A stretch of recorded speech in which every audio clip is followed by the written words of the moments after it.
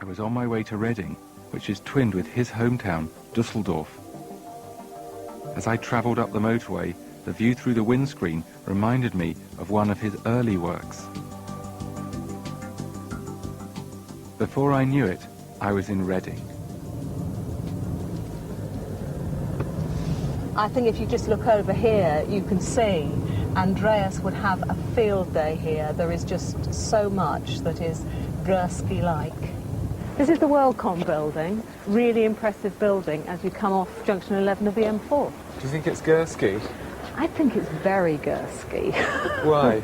I think the lines. I'm carrying the same large format camera as Gursky uses. It's very heavy. A lot of Andreas Gursky's photographs are about globalization. Yes, well, we are a global company.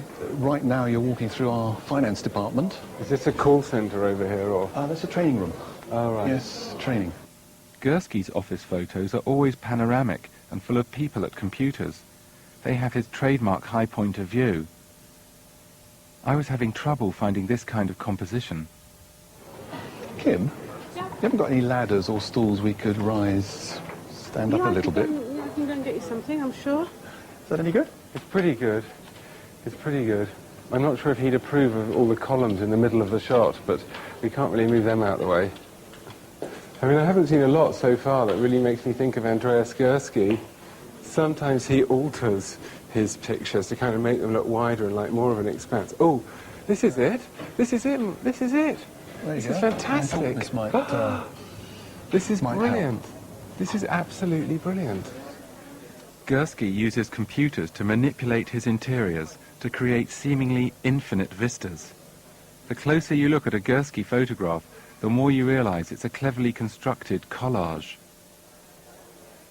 Gursky would use an office like this to create an Uber office, the ultimate office, the mothership office to end them all.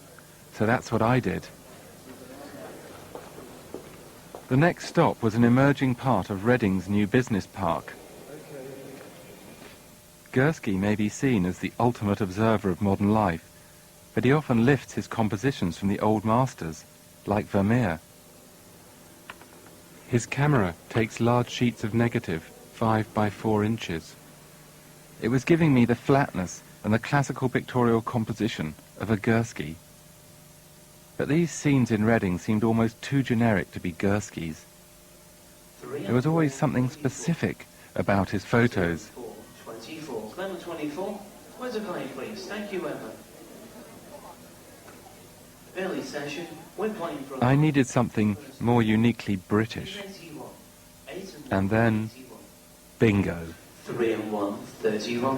Now, you're not going to find this in Chicago, you're not going to find it in Hong Kong, and you're not going to find it in Singapore, you're going to find it in Reading. Yeah, you'd only find a carpet like this in one city in the world. And that's Reading. I'm a Gursky girl in a Gursky world. Before I headed off to Düsseldorf to meet my hero, I needed to find out what he liked to talk about. I visited the home of his first London dealer, Victoria Miro. What sort of questions do you think he'd like me to ask? As few as possible. Do you think he'd understand it if I said your photographs are like an anthropology of the age of information? I don't think that would go down too well, no. And what if I talked about the spectacle of capitalism?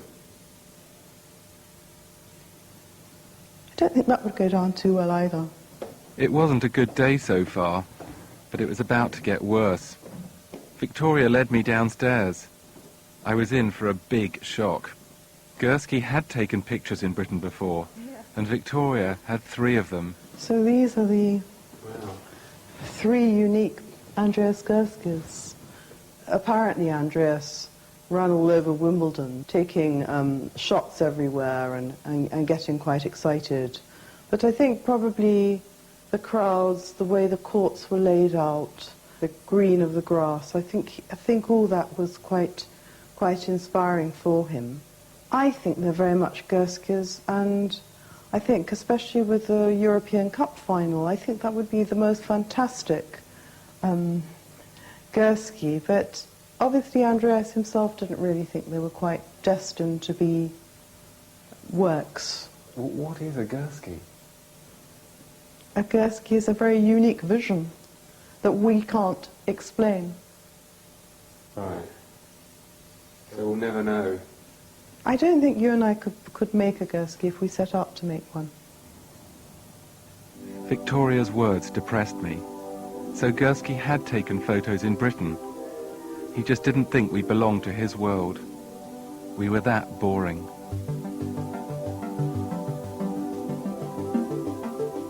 Armed with my photos, I set off for Düsseldorf with a heavy heart.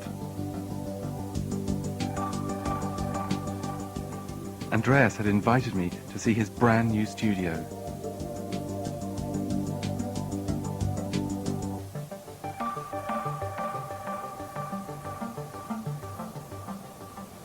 Das ist sozusagen die Partybeleuchtung. Ja? Dan Flavin hatte das Ja, ja, selber installieren können. das wirkt abends, also in einem dunklen Raum, wirkt es sehr transzendent.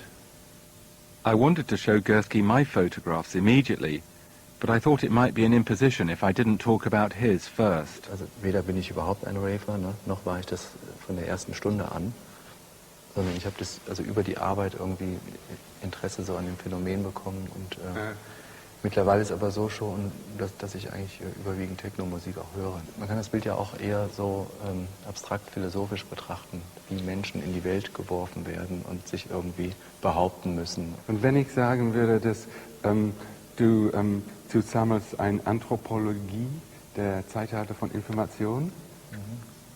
Könnte ich so